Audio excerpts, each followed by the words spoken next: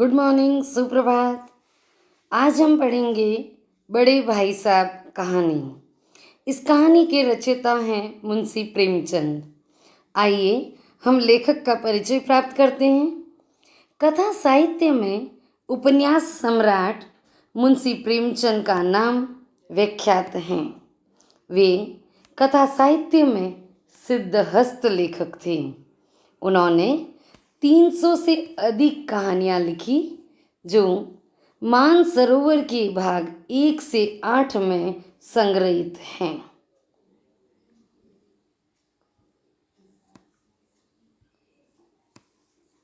लेखक का पूर्ण परिचय देखें। प्रेमचंद का जन्म 31 जुलाई 1880 को हुआ था। बनारस के पास एक लमही गांव है, वहीं उनका जन्म हुआ। बचपन का नाम धनपत राय था। उर्दू में वे नवाब राय के नाम से रचनाएं लिखा करते थे।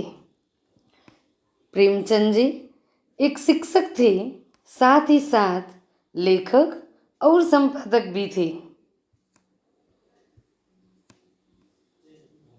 प्रेमचंद की कहानियों के पात्र आम आदमी हुआ करते थे।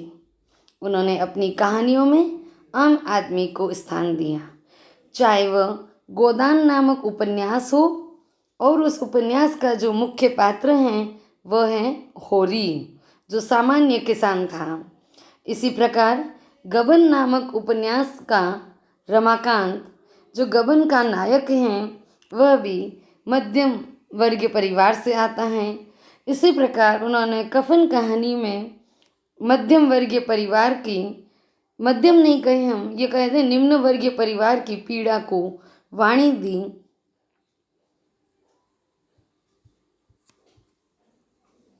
कहानी बड़े भाई साहब का परिचय। मुंशी प्रेमचंद ने अपने जीवन में अनेक कहानियाँ और उपन्यास लिखे हैं।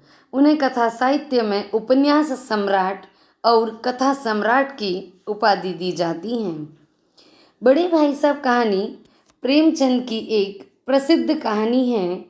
यह एक मनोवैज्ञानिक कहानी है जिसमें बालक की स्वाभाविक प्रवृत्तियों को दर्शाया गया है।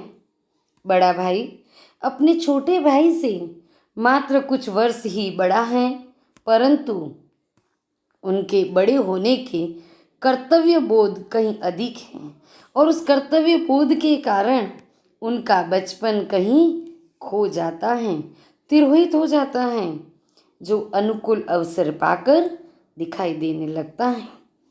आखिर ऐसा क्या घटित हुआ कि बड़े भाई का बचपन पुनः लौट आया? हमें कहानी के अंत में बड़े भाई का बचपना दिखाई देता है। ऐसे लगता है उनका बचपन उन्हें पुनः मिल गया। ये जानने के लिए हमें कहानी को पढ़ना होगा।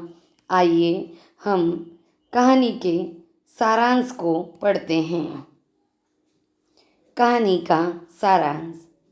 बड़े भाई साहब प्रेमचंद से 5 वर्ष बड़े थे। लेखक 9 वर्ष के थे और बड़े भाई 14 वर्ष के थे। बड़े भाई साहब 9वीं कक्षा में पढ़ते थे और लेखक 5वीं जमात में अर्थात 5वीं कक्षा में पढ़ता था। बड़े भाई साहब पढ़ने में अधिक होशियार नहीं थे, मंदबुद्धि थे, हर साल असफल हो जाते थे। लेकिन लेखक कुशाग्र बुद्धि था और इस कारण बार बार सफल हो जाता था। धीरे धीरे उनकी कक्षा का अंतर कम होता चला गया। लेखक अगली कक्षा में पहुंच जाता और बड़े भाई साहब उसी कक्षा में रह जाते थे। बड़े भाई साहब उम्र में बड़े थे, अतः छोटे भाई को डांटने का कोई अवसर नहीं खोते थे। गलती करने पर लंबे लंबे भाषण दिया करते थे, उन्हें पढ़ने के लिए समझाया करते थे। लेकिन बड़े भाई साहब के बार बार असफल होने पर छोटे भाई प्रेमचंद के मन में उनके प्रति अवहेलना का भाव उत्पन्न हो जाता है। बड़े भाई साहब ये बात जल्दी ही समझ जाते हैं कि छोटे भाई के मन में अवज्ञा का भाव उत्पन्न हो रहा है। वे उसे उम्र का हवाला देते हुए कहते हैं कि मैं तुमसे बड़ा हूँ, इसलिए डांट लगाने का अधिकार रखता हूँ। तुम मुझसे छोटे हो और मैं तुमसे बड़ा हूँ। बड़े भाई साहब ने इस कहानी में शिक्षा व्यवस्था पर भी व्यंग्य करते हुए कहा है कि वर्तमान शिक्षा रटंत विद्या को बढ़ावा देती है।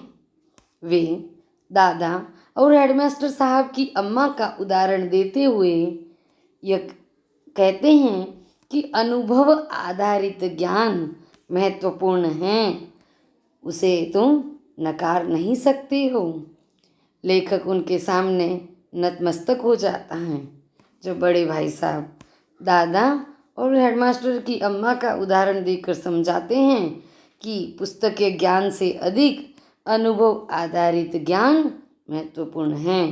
यह सुनकर छोटा भाई लेखक प्रेमचंद उनके सामने नतमस्तक हो जाता है और बड़े भाई साहब भी कहानी के अंत में पतंग की डोर पकड़कर हॉस्टल की तरफ बेतहाशा भागते हुए दिखाई देते हैं। बड़े भाई साहब और प्रेमचंद के बीच किस प्रकार की बातें हुई, उनकी डांट को छोटे भाई पर क्या असर हुआ, उनकी डांट से छोटा भाई किस प्रकार पढ़ता था, ये सब जानने के लिए हमें पूरी कहानी पढ़नी होगी। कहानी का सारांश आपको समझ में आ गया होगा।